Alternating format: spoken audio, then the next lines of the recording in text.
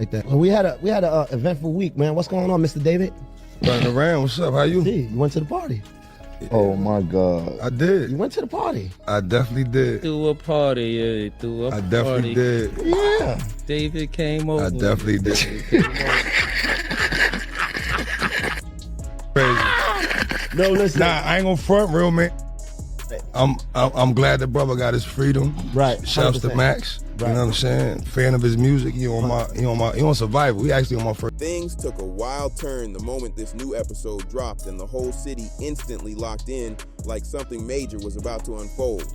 It felt less like a podcast and more like a behind-the-scenes moment that wasn't supposed to be caught on camera, especially with Jim Jones, Dave East, and Max B's names all floating in the same conversation again. People have been waiting years to see how this tension would play out, and now the energy is louder than ever. The truth is, a lot of rap relationships have been looking shaky for a long time, and moments like this expose how thin those connections really are. Some of these artists only link up when the cameras are rolling or a check is on the table, but when it comes to real brotherhood or standing solid behind somebody, suddenly the crowd gets real small, and this situation is proving it again. Jim Jones stepped into the spotlight at the perfect moment by launching a new podcast right when the whole conversation around Max B started heating up. That wasn't luck. That was strategy, timing, and knowing exactly when to show up.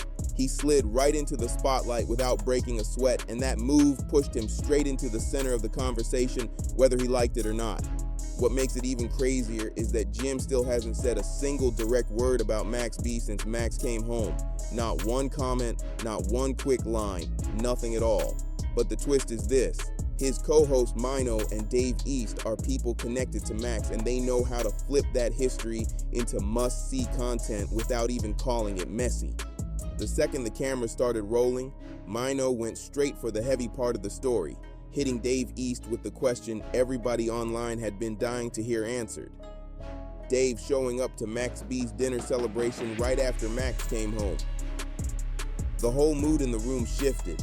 The conversation stopped feeling like regular talk and turned into something deeper. Man, the tension in that room was thick enough to slice through, and everyone could feel it. Right when people thought the energy might cool down, we finally got Fab's angle on this long, messy history between Max B and Jim Jones. One thing that's got to be said loud and clear is this: Jim Jones is handling this moment with real discipline now that Max B is back home.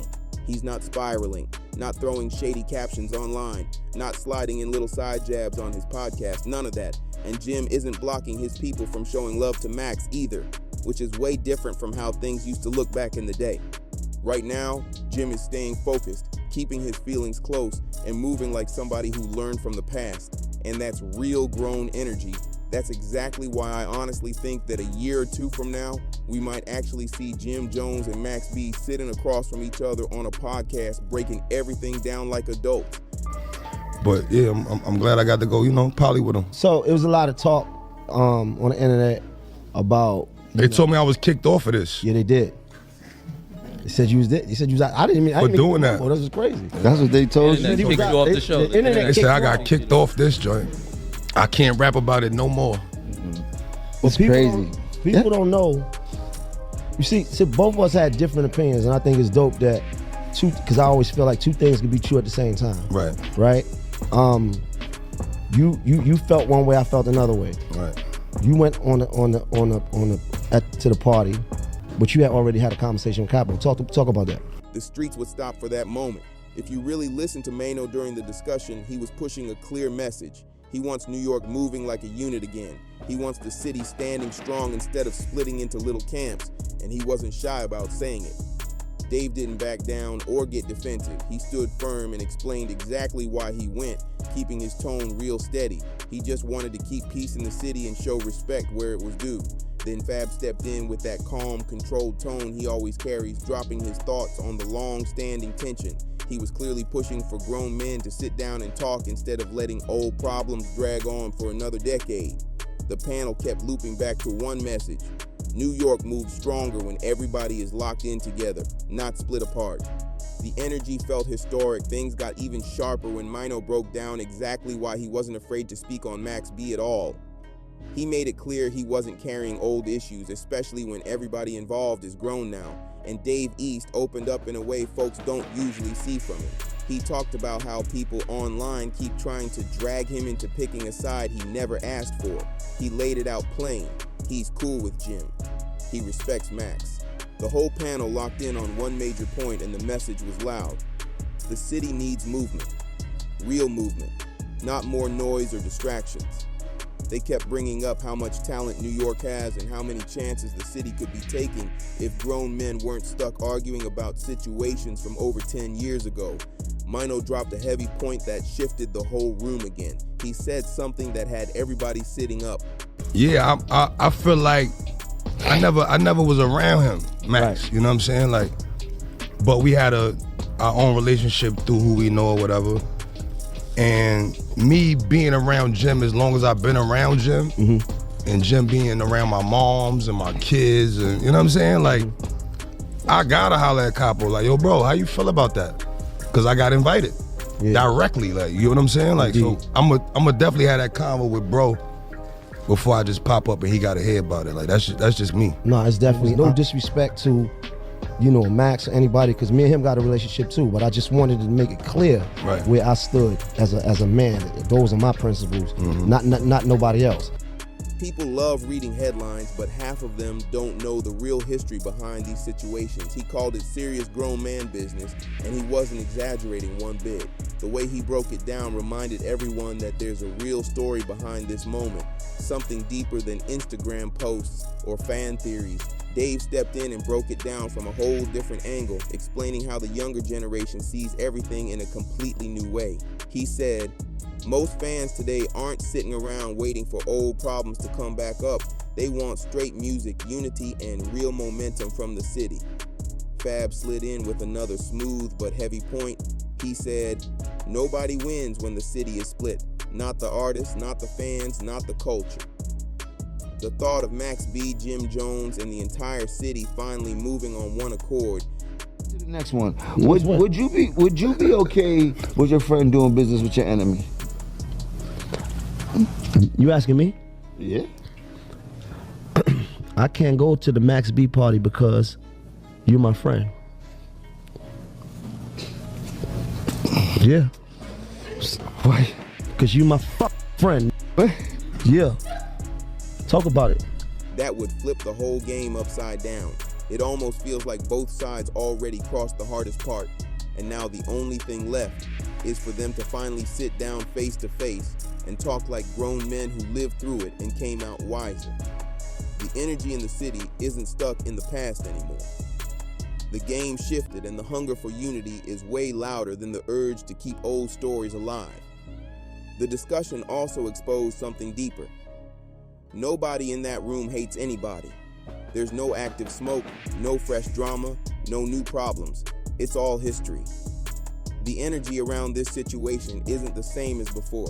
There's more maturity now, more understanding, and way more people rooting for unity instead of division.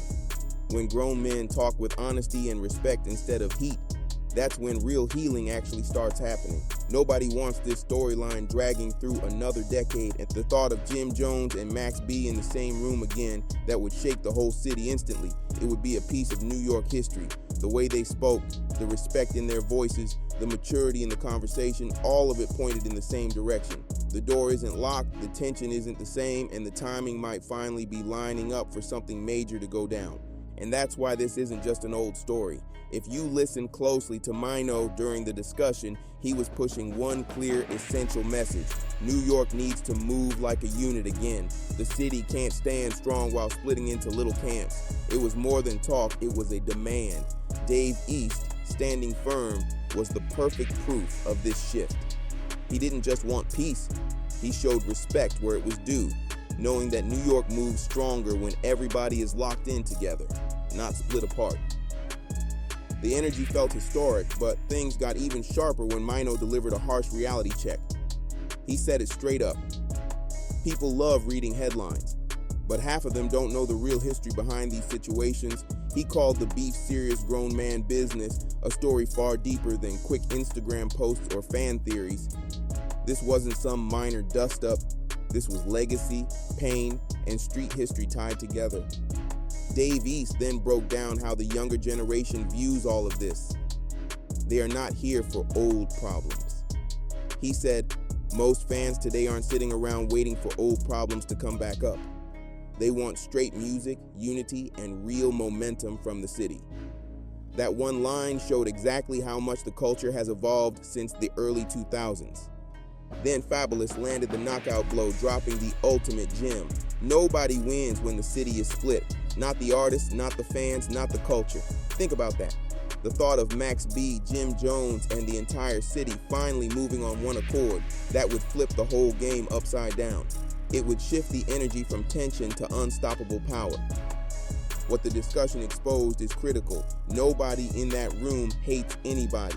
There's no active smoke, no fresh drama. It's all history. Jim is showing discipline. Dave is showing neutrality. And Fab is pushing for conversation. It feels like both sides already crossed the hardest part, the emotional hurdle. Now the only thing left is for them to finally sit down face to face and talk like grown men who lived through it and came out wiser. The energy in the city is no longer stuck in the past. The hunger for unity is overwhelming the urge to keep old stories alive. The way they spoke, the maturity in the conversation, all of it pointed in one direction. The thought of Jim Jones and Max B in the same room again breaking bread, that would shake the whole city instantly. It would be a definitive piece of New York history. Think about the incredible discipline it takes for Jim Jones to sit there, hearing these names and these stories, and maintain his composure without feeding into the negativity. That isn't just silence, that is strategic growth. It sends a message that business and legacy are finally becoming more important than ego and old grievances. This is the energy that changes the entire landscape of the music industry. It shows that you can stand on your principles without blocking the blessings of the people around you, just like he isn't blocking his team from showing love to Max. Then you have to look at the position Dave East played in this entire saga. He represents the bridge between the two eras and the two sides. By standing firm and refusing to let the internet bully him into a beef that isn't his, he showed the younger generation that loyalty doesn't mean blind hatred. You can respect the history without inheriting the trauma. His ability to navigate that room, looking Mino in the eye and explaining his neutrality, is the exact kind of maturity that has been missing from New York for far too long. Fabulous touched on the most critical point of all when he said that nobody wins when the city is split. The economic and cultural impact of this division has held the city back while other regions like Atlanta and the West Coast moved as a unit. If New York wants to reclaim its throne, it cannot do it while its generals are at war. The fans are tired of the separation. They are tired of the what ifs. So I think it's dope that we could be able to have that conversation right here, because I felt like niggas was thinking it was something else. Nah, I feel like with me it's like, and I agree with you 1,010%. I love this nigga. Yeah. You know what I'm saying? Like, but I'm not into trying to figure out what niggas is going through. Right. You get what I'm saying? Like, Capo know how I feel about him. He knew me since I was 18, 19 years old. You know what I'm saying? Like, this ain't nothing brand new. This ain't let me go over there for the cloud or for the cameras. Nah. I've been in contact with Max. Right. From jail. You know what I'm saying? He's on the album, Yo East. You know what I'm saying? So they want to see the superpowers combined. The streets are realizing that the energy used to maintain a beef for 15 years is the same energy that could be used to build an empire if directed the right way. This leads us to the inevitable conclusion that a face-to-face sit-down between Jim Jones and Max B is not a matter of if, but when. The writing is on the wall. The hostility has evaporated, replaced by a quiet understanding that life is too short to hold on to the past forever. When that meeting finally happens, it won't just be a viral moment for social media, it will be a healing moment for the culture. It will symbolize the closing of a dark chapter and the beginning of a renaissance for New York City. So, as we wrap up this deep dive, the question is no longer about who was right or who was wrong back in the day. The question is about the future. We are standing on the precipice of history, watching legends evolve into statesmen. Now I need you to weigh in on this. After breaking down every layer of this conversation, do you believe Dave East made the right move by staying neutral, or should he have moved differently out of respect for his close ties? And more importantly, when the Jim Jones and Max B reunion finally happens, do you think they drop music together, or do they just shake hands and go their separate ways? This is the conversation that drives the culture forward, and I want to hear your perspective in the comments section below. If you enjoyed this breakdown and want to stay locked in as this story develops, make sure you hit that like button to support the channel. And if you are new here, do not leave without hitting subscribe and turning on those notifications, because when that historic sit down happens, we are going to be the first ones to break it down. We have linked another video on the screen right now about the biggest shifts in hip hop history, so tap into that next. Peace.